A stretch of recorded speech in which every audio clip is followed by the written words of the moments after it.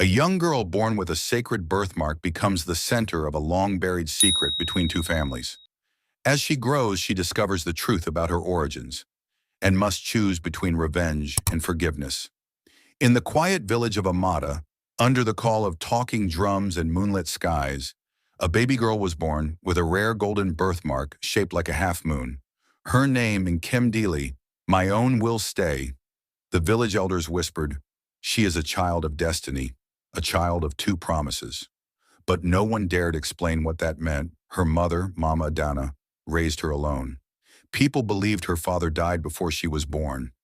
But Mama Adana avoided the subject like fire, and Nkemdili grew into a beautiful, intelligent, kind-hearted girl. Everywhere she went, the birthmark on her arm sparkled gently in the sun. But something strange always happened. Whenever the village chief, Ezeobele, saw her, his eyes darkened. Whenever his wife, Lolo Chiamaka, saw her, she froze.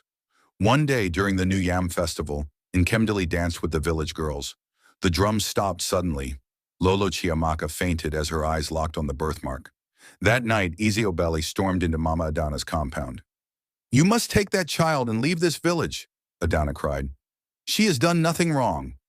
You know why? He shouted. After years of silence, Mama Adana finally knelt before her daughter and confessed, Nkem, you are not fatherless. The king is your father. Nkemdili felt her world crumble. Mama Adana continued, before you were born, the king promised to marry me. I was carrying you. But the elders chose another woman for him, Lolo Chiamaka. Two promises were made. Only one was kept, and it was not ours, Nkemdili cried. Not because she had lost a father, but because he was alive, yet chose to hide her. The news spread like wildfire. Some villagers shouted, the king must accept her. Others whispered, this girl will break the royal home. The king's wife, Lolo Chiamaka, visited Nkemdili in secret. Her hands trembled as she spoke. It is not your fault. I have lived many years in fear. Fear that your mother's love with the king would destroy my home, but you are innocent. For the first time, she held Nkemdili's hand. A meeting was held in the village square. The king stood before the chiefs, the villagers, and the two women who held his past and his present. He looked at Nkemdili with shame and regret. I failed you, he said, but today you have a choice. If it is your wish, I will acknowledge you as my daughter. The entire village fell silent. Nkemdili stepped forward, tears rolling down her cheeks. I do not want a throne. I do not want wealth. I only want peace between our families.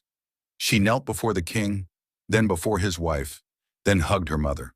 The crowd erupted. A child of peace, a child of destiny.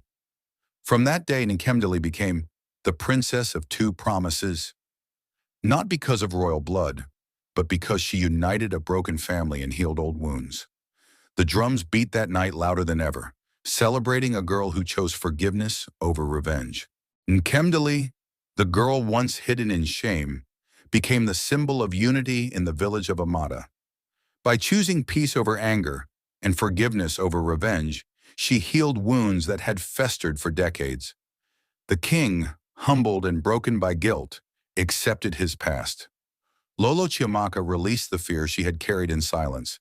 Mama Adana found the dignity she was denied for years, but it was Nkemdili's heart that transformed the village. Her courage reminded everyone that destiny is not shaped by the mistakes of adults, but by the strength and compassion of those brave enough to rise above them. The villagers celebrated her not for her birthmark alone, but because she restored harmony between two broken families. And so she became the princess of two promises, not born of the throne, but crowned by unity, forgiveness, and destiny. Please subscribe to this channel for more interesting stories like this. Stay tuned.